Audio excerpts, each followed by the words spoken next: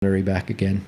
And also would have been a challenge when you were younger, was moving over to Perth and didn't know anyone. Yep, and for sure. Was this with you, your partner move over as well? Yeah, so she moved over about 4 months later. So I was over here living with one of the guys. So it was pretty cool. And again, being young, it was a little bit. I guess probably went out party too much as a young kid, but that's life. You learn and you make mistakes and whatever, and things come from it. But she moved over, and it was just me and her, and things have obviously changed now. And but it was hard. It was difficult. It was the first time moving out of home, and I lived on 2-minute noodles and peanut butter on toast and all those tin spaghetti for probably a year because we just you just take those things for granted at home, don't you? You just like, you think about it. So mum cooks, she cleans, she does my room, she puts my clothes in the washing machine.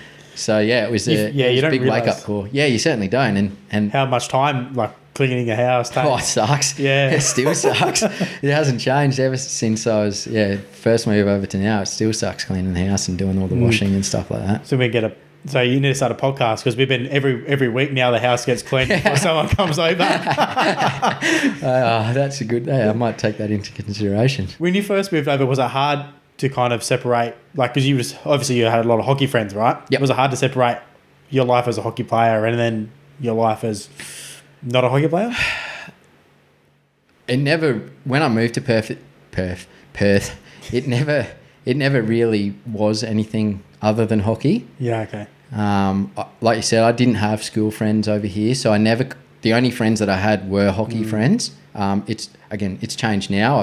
I've got a good group of non-hockey or hockey friends that hockey isn't everything to them. Yeah, it's a sport and that's it. And we'll go for a lemonade on the weekend or watch the races or go and watch the footy or something. So it's not everything to them. Whereas I first moved over, all of my friends, hockey was everything. And that wasn't a bad thing. It was just I never had that get away from just being able to go and hang out with your mates. And like I did back in Queensland or Brizzy, you obviously have all your schoolmates there and you go and play your game, you go to training, but on a Sunday you go and spend time with your school friends. Whereas when I moved over, I didn't have those school friends as such, or I didn't have those friends. So again, not saying that was a bad thing, but my mind was always hockey, or whenever we got it together as a group, it was someone would always bring up hockey because that's their life. So it was difficult to, I guess, to get away from it, and I probably didn't do it as best as I could have. Like I didn't go and try and find friends, if that makes sense. Branch out my social life as much as probably that I love to encourage kids to do, not kids, but the guys coming in, like go and find some friends away from hockey so you're not constantly thinking about it 24/7, 7 days a week kind of thing. You need that time, and I've certainly gotten better at it now. Like the work that I do away, like work at a cafe, and that's completely hockey irrelevant. Like no one gives a damn that I play hockey for Australia. Like it doesn't matter. If I don't make them a good coffee, they're going to tell me. You know what I mean?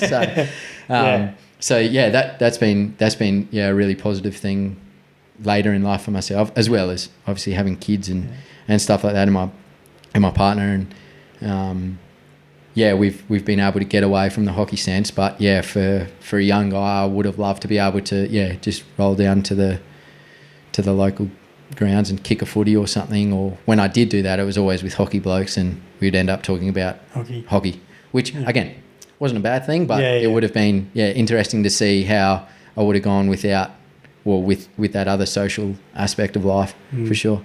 Did you have any bad habits outside of like your skill areas and that sort of stuff? Anything else that could have made you better athlete that you had to kind of shave off?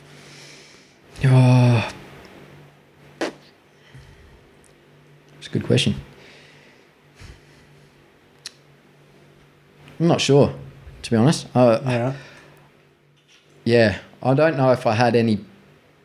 I still have bad traits on the field. Like I get frustrated and things like that, which have been involved in my game since I was a kid. I think that's just the competitive. I'm just such a competitive person that if I don't get a decision go my way or I think I've been wrong, I'll let someone know about it, kind of thing. Which that's more on-field stuff, which I've worked pretty hard on over my life. In trouble with the refs. Definitely. Hopefully Batchy's not listening to this. But yeah, things like that. Probably for me is probably finding, probably finding something to do outside of hockey would have been, even if it was go to TAFE. I ended up doing that, but only recently. Yeah, right. So I went to, in maybe 17 or 18, I did my PT course at the Australian Institute of Fitness. And I would have, or I should have certainly done that earlier on, which would have given me a bit more opportunity, again, to make a friendship group away from hockey, or find a job at a cafe like I have now. And little things like that where I look back and think, probably should have made a little bit more of my time. Because you'd go to training, go to gym, have a meeting, go home and sit on the couch and play a bit of Xbox. And that was all fun and games for the first 3 or 4 years, but not even that long, first maybe 2 or 3 years. But I probably thinking back, look at something outside of hockey for sure. So you didn't work when you were younger? I actually worked at a fish market in Brizzy, which again through hockey, but it was like I started at 3 a.m. and finished at 11 because we had training in the afternoon. So it worked out really well. So I would go home, have a nap, and then get up and train, and then go home and do it all again. What time do you go to bed? When you after 7 p.m. Something like that to get up early. Yeah, exactly. So I did that, and I tried to do that for about 6 weeks here, and because we trained in the mornings, it just wouldn't work. Like I was getting up at 2. What, like fish market here? Yeah, down in Freo at Callis Brothers. So I'd get up at like 2:30, go down there, work till like 6:30, training at about 7:30 or 8, and you just couldn't do it. It was just way too hard, and especially coming into the group, you just wanted to focus on the group. And I got a job at the time, it was called Hockey International, which was... Sorry, not Hockey International, Hockey Action, sorry. Yeah. But I think, again, being around hockey, like it's all you thought about. It was easy to get the job because I was very fortunate enough to be able to be given it, and I had a good understanding of how to sell a hockey stick.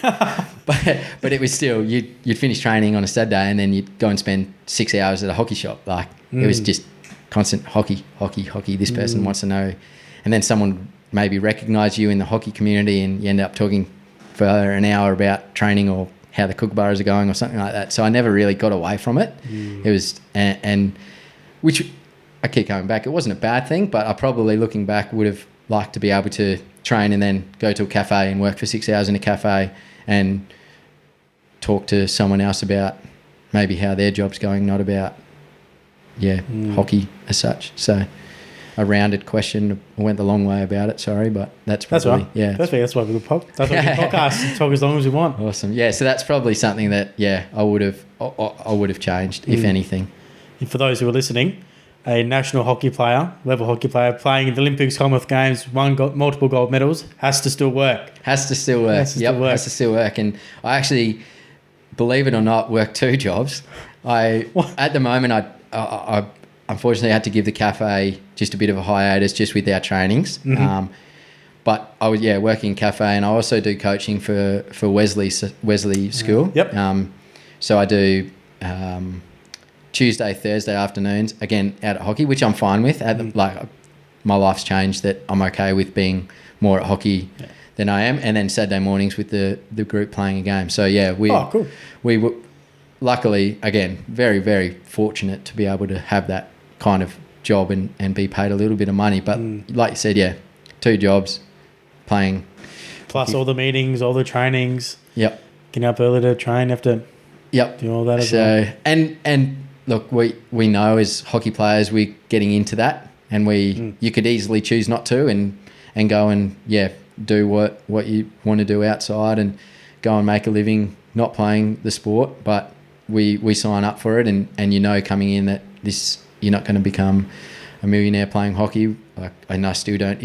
I'm super stoked with the amount of money that I get paid from hockey because I just absolutely love it. And I would honestly, and it's a bit of a cliche, but if I didn't get paid anything, you'd still rock up and you'd still perform at the highest level because you want to be the best person you can be. And like you said, you want to keep winning gold medals for your country. It's crazy because I had a gold medal, and Olympic gold is like so prestigious, and people look up so highly to that as well. You strive to be the best, and it doesn't really. You make things work around that. Yeah, right? 100%. Make things work. You just make it work. Yeah, it's crazy. I said it before, but I've had a job interview one stage, and I asked one of the people who was interviewing me, asked her a question. I asked, what gets you up in the morning to go be a coach, essentially? And she goes, winning gold medals. And I looked back and I've gone, that makes a hell of a lot of sense. Yeah, it certainly does. At the end of the day, at the end of the day, we want to win or you want to lose. You always, you do your best to make everyone fit, healthy, all this sort of stuff. Yep. But really, as a coach, everyone should be in the business to win gold medals, win premierships. For sure. Yeah, and that's a big part. It's certainly a huge amount of why I get out of bed, as well as being able to be I guess a person for someone to look up to as well. Like that always comes with the territory of being an elite sport. You want to be able to do the best you can, and for someone watching to be able to say one day that I want to be. For me, it was I want to be like Jamie. I want to be like Mark Knowles. I want to be like all these guys that were my heroes growing up. I want to be that, and I've hopefully been able to do that for some young kid, whether that be playing hockey or whether that be in a